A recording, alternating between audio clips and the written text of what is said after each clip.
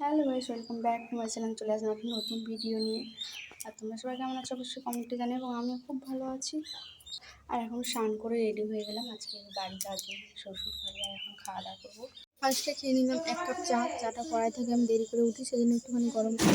তারপর এখন খাবো রুটি আর চিকেনটা রাতে হয়েছিল, ফ্রিজে রাখা ছিল, এখন গরম করে খাচ্ছিলাম। মুড়ি খাওয়ার জন্য আবার দিয়েছে চপ আর বাদাম ভাজা। তো গাইস আমি রেডি হয়ে গেলাম, আর এখানে এসছে দেখো কুচু, তো দেখাই। আয়, যাবি তুই আমার সাথে? কেন? চল। যাবি না? লিপস্টিক করেছিস কেন তাহলে? ওই যে বোনের কাছে পড়তে এসেছিলো, আর বোনের তো আজকে মন খারাপ, কাল রাত থেকে মন খারাপ, আমি চলে যাবো বলে তাই কেঁদেই যাচ্ছে খাওয়া দাওয়া বাদ দিয়ে। কী করছিল ছোটো পিছনে? তোকে একটু কাঁদতে বলছি, কাঁদবি না?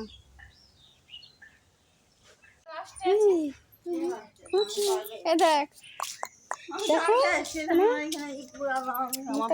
যে ওই চলে গেল।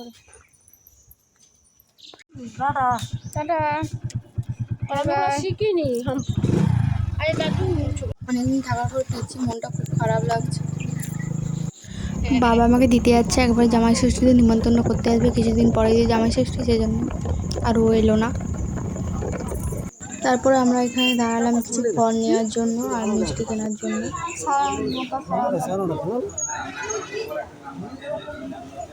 আর রাস্তায় যেতে যেতে এই জায়গাটা আমার খুব সুন্দর লাগে, প্রত্যেকবারে মনে হয় এখানটাতে যেন মনে হয় দাঁড়িয়ে যাই, একটু কিছুক্ষণ দাঁড়িয়ে থাকি। জায়গাটা যেই দেখবে তারই ভালো লেগে যাবে, তাই আমি তোমাদের সাথেও একটু শেয়ার করলাম।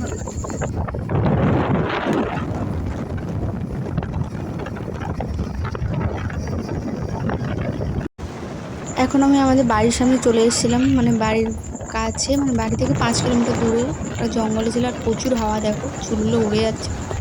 9:30টার দিকে বেরিয়েছিলাম, আর এখন 10:30টার মতো বাজে, আমি পৌঁছে গেলাম। প্রচুর রোদ বাইরে, গরম দেখে ঘেমে গেছে একটুখানি। চলো আবার পরে দেখা হচ্ছে। তো গাইস এখন আমি মাছ ভাজা করবো, আর বাবা এখানে মটন কষাটা বসিয়ে দিয়ে গেছে।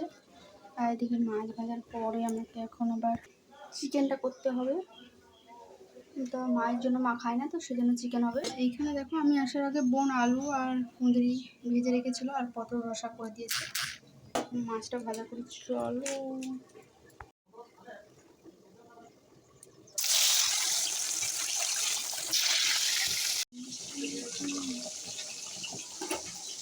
মটন কষাটাও হয়ে গেছে, আর মা যেহেতু মটন কষা খায় না, সেই জন্য আবার চিকেন একটুখানি হবে। চলো আজকে মতো টাটা, ভিডিওটা এখানে শেষ করলাম।